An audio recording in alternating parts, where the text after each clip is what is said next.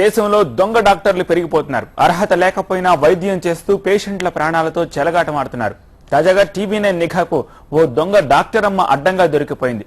నిక్షేపంగా ఉన్న వారిని పేషెంట్లుగా మార్చేస్తోంది. పైగా తానెవరిని మోసం చేయలేదంటోంది. ఈవిడ పేరు రోసి. గతంలో కొంతకాలం నర్సుగా పనిచేసింది. తర్వాత రూట్ మార్చి డాక్టర్ గా అవతారమెత్తింది. రాష్ట్ర రాజధానిలోని నార్సింగ్ ప్రాంతంలో సేవన పేరుతో హాస్పిటల్ పెట్టింది. కనీస అర్హతలు లేవు. అయినా కూడా రకరకాల జబ్బులకు వైద్యం చేసేస్తోంది. కన్సల్టేషన్ ఫీజుగా 50 రూపాయలు వసూలు చేస్తోంది.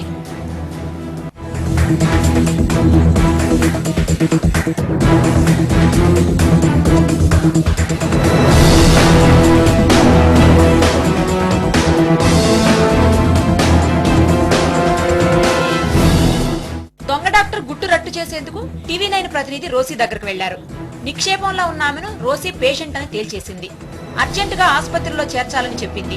సెలైన్ ఎక్కించాలని ప్రిస్క్రిప్షన్ కూడా రాసేసింది. తీరా విషయం తెలిసి తెల్లమొహం వేసింది. డాక్టర్వి కాదు కదా, ఎందుకు వైద్యం చేస్తున్నావంటే నేను కేరళలో చదువుకొచ్చానని దబాయించింది. సర్టిఫికెట్స్ చూపమంటే నీళ్లు నమిలింది.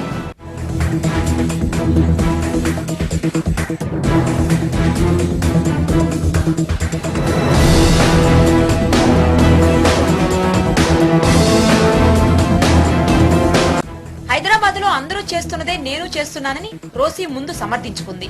నకిలీ భాగోతం బయటపడడంతో చేస్తున్నది తప్పేనని అంగీకరించింది. తన ఆసుపత్రికి ఎలాంటి అనుమతులు లేవంది. Medical Council of India permission కూడా లేదని చెప్పింది.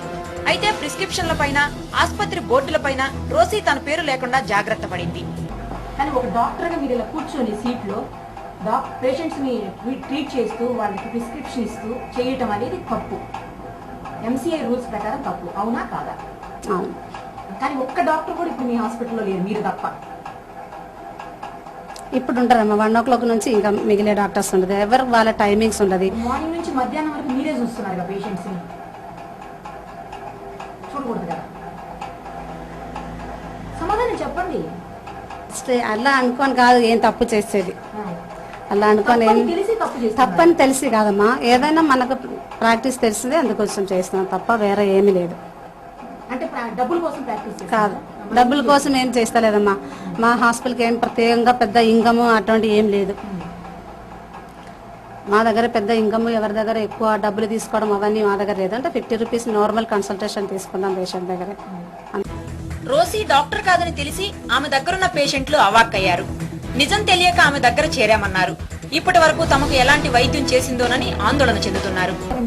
35,000. ఎన్ని రోజులైంది?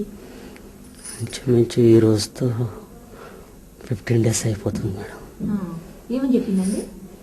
జైన్ టెస్ట్, లివర్ నుండి మీకు ఆల్కహాల్ నుండి ఏదేదో ఉన్నది మేడం.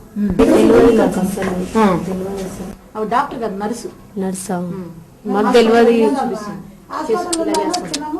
తెలియదు ఎందుకంటే మాకు తెలియక ఈయన ఇట్లుండాలి బాగాలేడని తెచ్చి పెట్టిన.